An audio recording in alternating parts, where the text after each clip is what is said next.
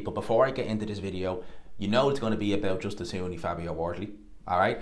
It is live on DAZN this Saturday. I'll be doing a live watch along for it. It is part of your subscription. DAZN in the month of June has a lot of good fights. It has actually this on Saturday, and then on Sunday we've got Jay Opataya. July is going to be an absolutely blockbuster month on DAZN. The link, the G-Man link, will be in the description provided. I encourage you to go over there if you want to watch it on DAZN, if you want to watch my commentary as well, you know, my YouTube commentary, you can watch it on DAZN as well, you can do that. Honestly, DAZN, over 150 fights a year, it is the global home of world boxing. Just think of it like that, man. How much more do I need to pitch it to you? It's epic. We've got so many good stuff this month. You know, we've got obviously this, we've got Jay Opataya, we've got the GBM shows, we've got Hitchinson versus Cambosis, amongst others. I think there's something there for everyone. I will leave it there. Let's get into the video.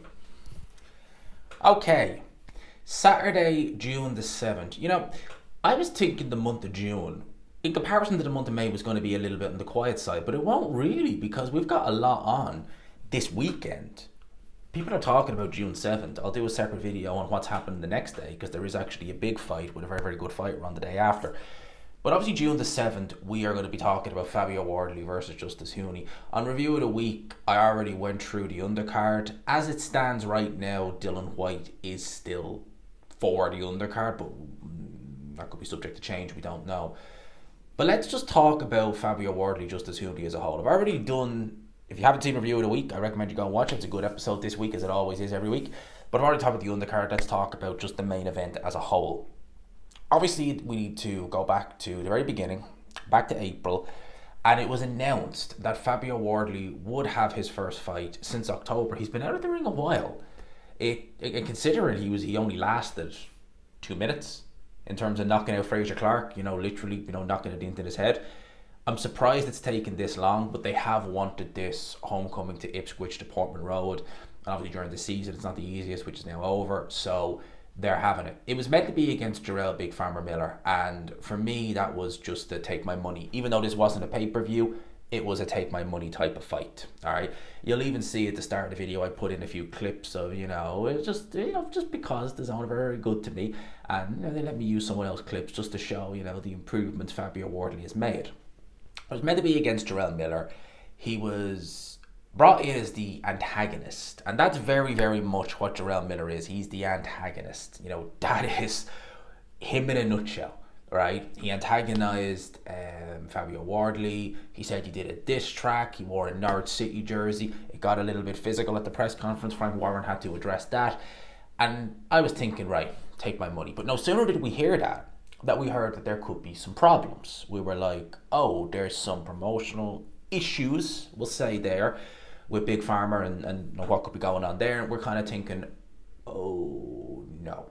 Whilst many people, myself included, don't like Jarrell Big Farmer Miller because of the things he's done, the lack of remorse he's shown, at the end of the day, we're still boxing fans and we still love this fight. There was a lot of intrigue, and ultimately our worst fears came to fruition. It ended up not being him, and in came Justis Huni. Now, there was many names being floated around, like Lawrence Okoli and amongst others, but Justis Huni steps in.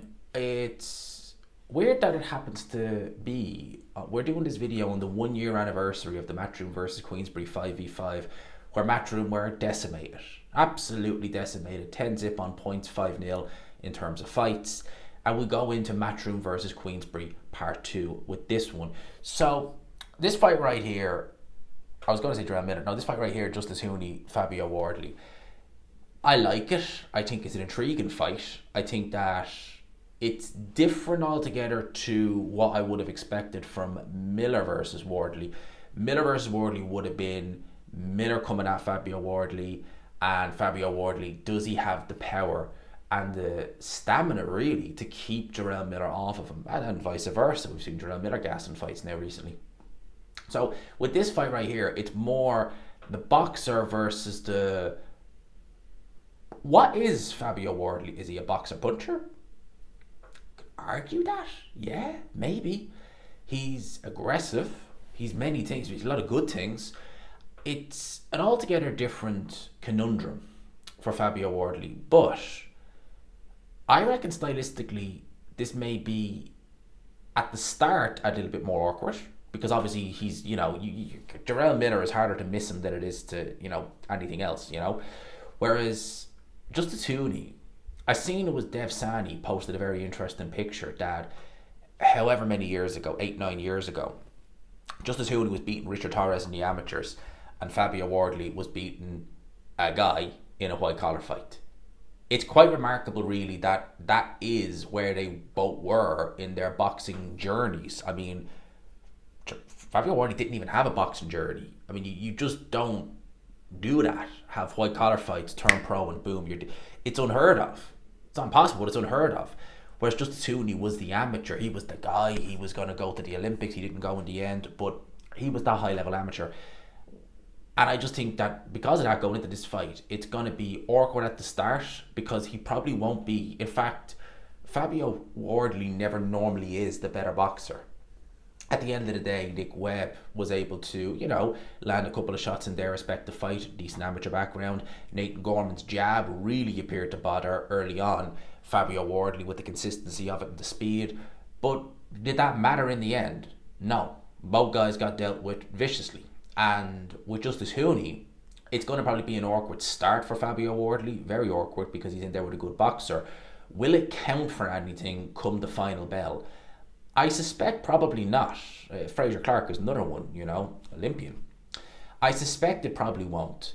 I suspect Fabio Wardley will be putting his foot on the gas from very early on. And I can't get the Kevin Lerena fight out of my head for Justis Huni. Kevin Lerena went into that fight. He had a point to prove. His mother had recently passed away. He obviously did really want that fight. I did really want that fight, not didn't. And he fought very much like someone who, was fighting for something. And in that fight, he was not the winner. There's no argument that he did win the fight. No, none. But he won enough rounds and he hurt and stunned Justis Huni a bunch of times. And again, this is not a noted puncher in Kevin Lerena. It's really not. If he's hurting you, and he's able to land on you, Fabio Wardley is every bit as fast. Maybe not every bit as, but he is very fast. He's a lot more ferocious, and he's a very big puncher. Very big puncher. I think Justis Huni is going to have his hands full. I think he might have a good start, but ultimately I think he's going to get worn down. I think that one of the keys, I think, to beating Fabio Wardley is when he sees that red mist descend, he just goes for the jugular. I love it. I love watching it. But it's very dangerous and it leaves him opened, right? But we've not been able to see fighters exploit that, all right? When he has gone for it, like against Fraser Clark in the rematch, like against Nick Webb and like against Nathan Gorman, they've been shell-shook. They've not been able to exploit it. You need to be a fighter who's calm at all times. I don't think Justis Huni is that. I don't think Justis Huni is that. I've heard from some people whose opinions I respect very much, that people even in his team have said the guy just doesn't like getting hit. You can't swim without getting wet at the end of the day. You just can't do it. And if that's your outlook on this, well, you're done. You're finished before it's even started. You're going to get knocked out. It's as simple as that. And I worry is that if that is true, that's the mindset he's going in with. There's no way he's going to win this fight. And as I said, I think early on he will be awkward. He'll win a couple of rounds. But ultimately, I can see this fight going one way, and that is the way of Fabio Wardley. He'll have the home fans cheering him on. He'll want to prove a point. He'll know that win this fight, you are in line to challenge for a version of the regular, as we say it on here. You have to say it like that. The regular title. But at the end of the day, it's still something that you can use. It's more a sales pitch, really, I would use that one for. But he knows that there is a bigger fight potentially ahead with the likes of Kubrat Pulev, Michael Hunter winner, potentially in the UK, potentially in Saudi Arabia on a big show over there.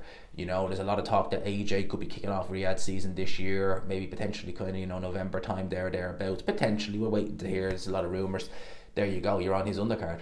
Well, you could very well be anyway. So Beterbiev Bivol is another one that's going to be going to Riyadh as well. So there you go. You get some opportunities there, or even in the UK on Queensbury shows with Frank Warren. They're doing great numbers these days. So there's a lot of potential ahead.